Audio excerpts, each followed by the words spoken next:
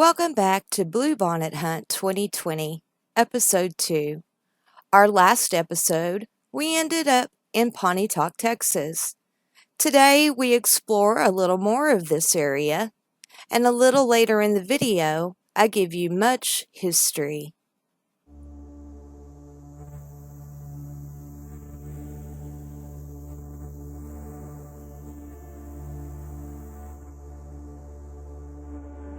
Before we explore the ruins, I want to take us down this old dirt road and see how many bluebonnets are in this area. I hope you enjoy the drive.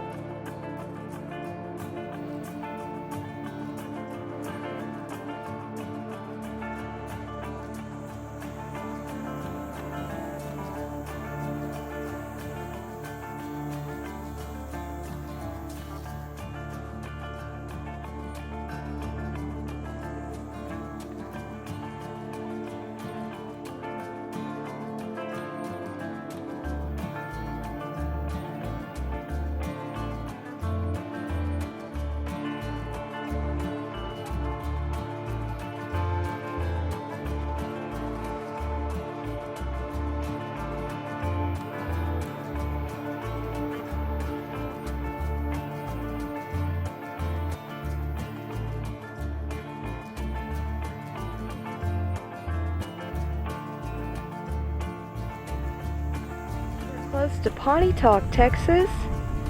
These are the best wildflowers I've found today.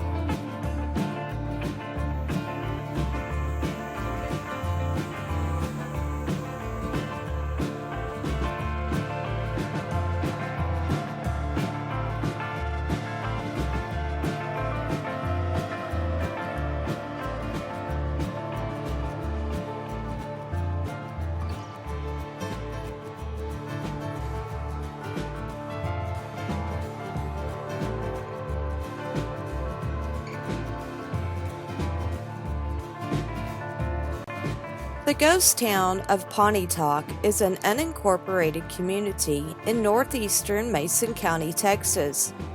The community is located at the junction of State Highway 71 and Ranch to Market Road 501.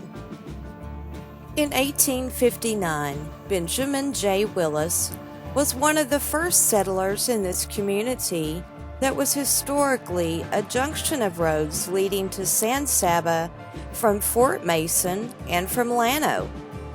Robert Kidd is said to have named the town after his former home, Pontotoc, Mississippi. Kidd also opened the town's first business, a general store. A small number of other families arrived in the same time period, establishing the community by 1878. The first post office was established in the home of Benjamin Willis in 1880 with Ellen Willis as postmistress. Pontotoc once promised to be a large town. The founding of the San Fernando Academy in 1882, which at times had as many as 200 students, drew many people to the area. By 1886, the community had 4 stores, and by 1890, it had 2 doctors and more than 20 businesses, including general stores, a market, a gin and mill, several saddle and harness shops, a blacksmith shop, and a hotel. The main products of the community included cotton, wool, cattle hides, and pecans. A typhoid fever epidemic nearly wiped out the town in 1887. The town cemetery became so full that it had to be closed in 1888, and a new one was established.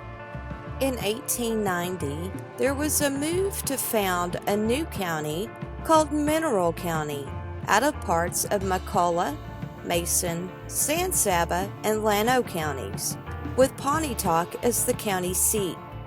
Mason residents petitioned against the action, however, and the movement failed. Many attempts were made to get a railroad through the community, but each of the 3 proposed railroad lines missed the town by only a few miles. This and the closing of the San Fernando Academy in 1890 caused the town's prosperity to decline. The Academy building was bought by the Pontotoc Public School in 1890 and continued to be used until 1927. Telephone service was established in the community by 1914. The estimated population was 196 in 1904 and rose to 300 during the 1920s due to a nearby mica mine. The mica was shipped to the Ford Mica Company in New York. By 1941, Pontotoc had 7 businesses and an estimated population of 196.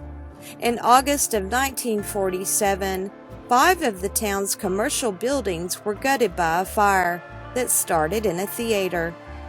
Although some of the stores were rebuilt, the incident hurt the town's commerce. The population held steady at an estimated 196 from 1933 to 1967. It rose to 206 in 1968 and remained at that level till the mid-1980s. In 1972, recorded Texas History Landmark number 11294 was designated to acknowledge the 1982 establishment of the San Fernando Academy. As of 1985, Pontotoc had a post office, a well service shop, a flea market, a cafe, and a volunteer fire department. The population in 2000 was 125. The old rickety fence has been torn down and a new metal one put up in its place. To enter the ruins now is considered trespassing.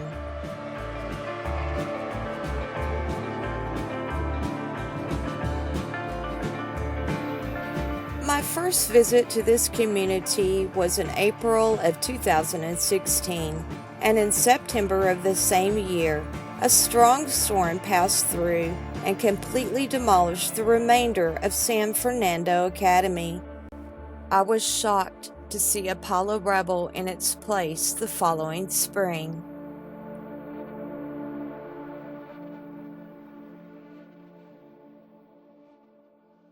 I hope you enjoyed this journey through Pontotoc, the ruins, and the Bluebonnets. Next time on our final episode of Bluebonnet Hunt 2020, we visit Katemti, Texas. There's much great history there too. Stay tuned! How can you help me to keep bringing you great creative content? There's a link for that in the description below. And don't forget, enjoy the journey.